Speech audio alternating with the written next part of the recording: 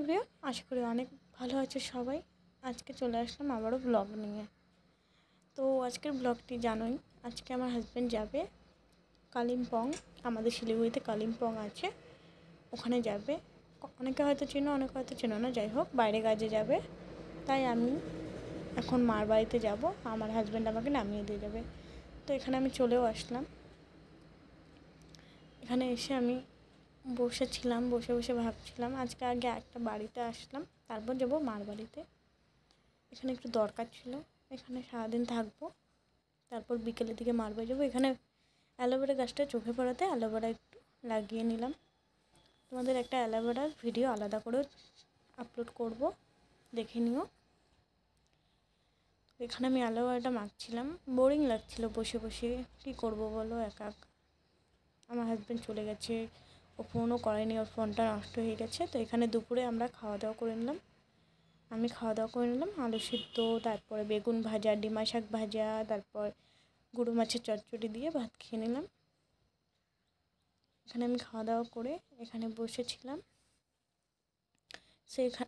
এখানে আমাকে চুল বেঁধে দিল দিদা। আমার চুল বেঁধে দেওয়ার পর এখানে আমি মৌসুমি কেটে দিল, এখানে মৌসুমি কেটে দুজন মিলে খেয়ে নিলাম। হ্যাঁ গাইস, আমি এখন আমার দিদা বাড়িতেই আছি, এরপর মার বাড়ি যাবো। অনেক দিন হলো দিদা বাড়ি যাইনি, আর তোমাদের আজকে প্রথম বললাম আমার দিদা আছে, আমার দাদুও আছে। অনেক দিন পর আসলাম দিদা বাড়ি, তাই ব্লগটা বানালাম। তোমরা এর আগে আমার ব্লগে মার বাড়ি দেখেছো বেশিরভাগ, আর ঘুরতে যাওয়া আর কোথাও গেলে, কিন্তু আমার দিদা বাড়ি দেখোনি। যাই হোক, এখানে মৌসুমিটা খাওয়ার পর আমার দিদা আমাকে বেদনা, ডালিম যাই বলো দিল। জানো গাইস, আমার দিদা আমাকে খুবই যত্ন করে, আমার মার থেকেও বেশি, খুব ভালোবাসে। এখানে দিদা মাছওয়ালা যাচ্ছিলো, এদিক দিয়ে মাছ নিয়ে নিল, মাছ নিয়ে মাছ কাটছিলো, আর আমি এখানে বসে বসে বোরিং হচ্ছিলাম, মোবাইলও টিপছিলাম আর ব্লগও করছিলাম। তাই ক্যামেরাটাকে অফ করে দিয়ে আমি গানও শুনছিলাম অনেকক্ষণ। গান শোনার পর এখন আমি আবারও ক্যামেরাটা অন করে তোমাদের সাথে ব্লগ করছি। যাই হোক, এখানে দিদার মাছ ধোয়া হয়ে গেছে, ওটারও একটা মাছ ধোয়াটারও ভিডিও করে নিলাম। এখানে আমি আবারও বোরিং হচ্ছি বসে বসে। এখন দেখো গাইস, বিকেল হয়ে গেছে, তাই আমি ভাবলাম এখন বাড়ি চলে যাব এখান থেকে, কারণ সন্ধে হয়ে গেলে যেতে পারবো না।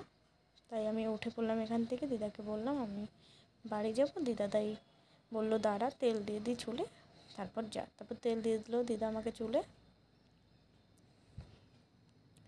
আমার দিদা আমাকে আমার মার থেকেও বেশি যত্ন করে সত্যি বলতে। দেখো গাইস, আমার চুল বেঁধে দিয়ে দিল তেল দিয়ে, আমাকে সবসময় ভালোবাসে।